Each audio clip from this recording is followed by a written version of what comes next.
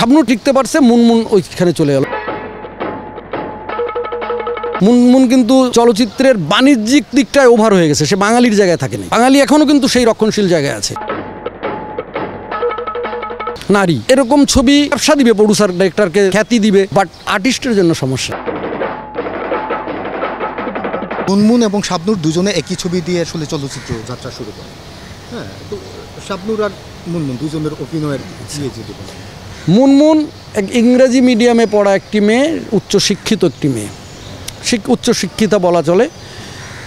মেয়েটি কেরিয়ারে ঢুকে ও শাবনূরের যে চুত ছিল যে একটা আইডল থাকতে হয়, যে আমি পরিচালক হব, সাপোজ আমি কোন পরিচালককে ফলো করব, সেটা যে কোনো দেশের হতে পারে, যে আমি এই ধারায় ছবি করব না এই ধারায় ছবি করব। যে আমি বললাম আমি খাস জমিনে কাপড়টাকে আরও শর্ট করতে পারিনি, একটু ভালগার নাচ দিতে পারিনি, এটা আমার রুচিতে বেঁধেছে। আমার আইডল ডিরেক্টরদের চিন্তা, আমার চিন্তাকার ছিল ওই ডিরেক্টরের মতো আমি ডিরেক্টর হব।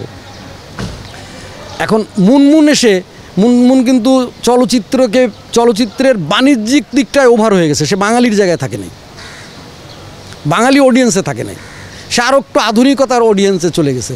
তখন আমার বাঙালি কিন্তু বাঙালিরা কি যেমন হাফ প্যান্ট পরে বান্ধবী চায়, সিগারেট খাবে, হাফ প্যান্ট পরবে বান্ধবী, ভালো বান্ধবী, বিয়ে করতে পারবেন বললেন যে না, বোরকা পরা মেয়েটি, হেজাব পরা মেয়েটিকে বিয়ে করবো। বাঙালি এখনও কিন্তু সেই রক্ষণশীল জায়গায় আছে। তো সেই জায়গায় শাবনূর টিকতে পারছে, মুনমুন ওইখানে চলে গেল। যেমন তার ওই যে ছবিটা, হোসেন সাহেবের যে ছবিটা নারী, এরকম ছবি আর্টিস্টকে ব্যবসা দিবে, প্রডিউসার ডাইরেক্টরকে ফেমাসের মানে বিখ্যাত খ্যাতি দিবে, বাট আর্টিস্টের জন্য সমস্যা। আর্টিস্ট ওই জায়গা থেকে আর নামতে পারবে না। তাহলে নারী জাতীয় চলচ্চিত্রের জন্যই আসলে মানে সুন্দর ভবিষ্যৎ পায়নি মুনমুন। না, পাইনি ভালো, মানে আসলে কি একজন আর্টিস্ট তখন ভালো 5-6টা পরিচালককে ছবি, আমার আইডিওলজি দর্শক গ্রহণ করবে এমন না। আমি যে চিন্তা করে ছবিটি, যেমন খাস জমিনে আমি যে চিন্তা করে দর্শককে আমি প্রেজেন্ট করেছি, সেই দর্শকটা সেটা রিসিভ করে নাই।